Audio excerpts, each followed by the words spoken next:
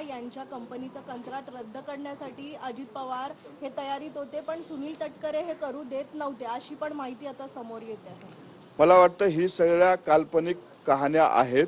राष्ट्रवादी काँग्रेस पक्षामध्ये कुणाला पदाधिकारी नेमायचं, कुणाला कुठलं कंत्राट द्यायचं, कुणाला एजन्सी म्हणून नेमायचं, ह्याचा सर्वस्व अधिकार हा अजितदादांना होता। अजितदादा त्या ठिकाणी सर्व माहिती घेऊन त्या ठिकाणी नेमणूक करत होते, त्याच्यामुळं हा निर्णय अजितदादांचा होता। कुठेही याच्यामध्ये अजितदादांनी एकदा निर्णय घेतल्याच्या नंतर इतर लोक ढवळाढवळ करत नव्हते, हे आम्हाला माहिती आहे। आम्ही संघटनेत काम केलेलं आहे। आता जी ह्या कपित काल्पनिक स्टोऱ्या येत आहेत ते फक्त आणि फक्त कुठेतरी एखाद्या व्यक्तीला बदनाम करण्यासाठी चाललेलं कारस्थान आहे। शरद पवार यांच्या साप्ताहिकामध्ये आज एक मासिकामध्ये शशिकांत शिंदे यांचा एक अध्यक्षीय लेख आहे, ज्या लेखात ते असं म्हणतात की मोठ्या पवार साहेबांच्या आणि अजितदादांच्या संमतीनं विलीनीकरण करून त्या पक्षाचं नेतृत्व हे अजितदादांकडे दिलं जाणार होतं। तीच सगळ्या कार्यकर्त्यांची मागणी दादांचं स्वप्न पूर्ण होतं। तर त्यांनी असं त्या लेखाच्या मार्फत असं दिसतंय की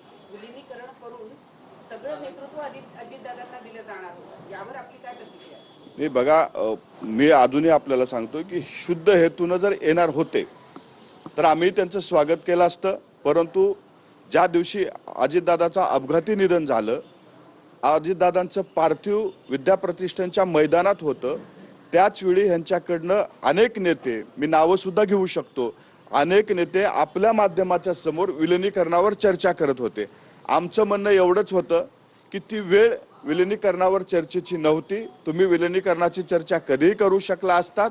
विलिनीकरणाच्या चर्चेला ज्या माणसासोबत चर्चा झाली होती ती व्यक्तीच आमच्यातून सोडून गेली। आम्ही एकतर सर्वजण धक्क्यात होतो, त्या काळामध्ये त्या चर्चा यायला नाही पाहिजे होत्या।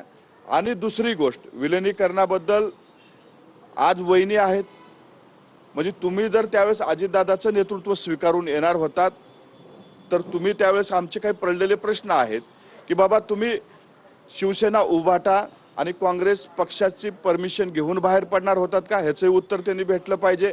त्याचबरोबर तुम्ही भारतीय जनता पार्टीसोबत जे आम्ही एनडीए मध्ये आहोत, तुमची मानसिक तयारी होती का की भारतीय जनता पार्टीसोबत येण्याची, ह्याचंही उत्तर त्यांच्याकडनं भेटलं पाहिजे। म्हणजे तुमची नेमकी काय चर्चा झाली होती ह्याचीही माहिती आम्हाला भेटली पाहिजे। अशा पद्धतीचं नुसती चर्चा झाली होती, दादांनी शब्द दिला होता, ह्याच्यावर असं होत नाही। पुढची आगामी काळात जर चर्चा करायची असेल तर सुनेत्रा वहिनी पवार आमच्या नेत्या आहेत, ते चर्चा पुढे करू शकतात।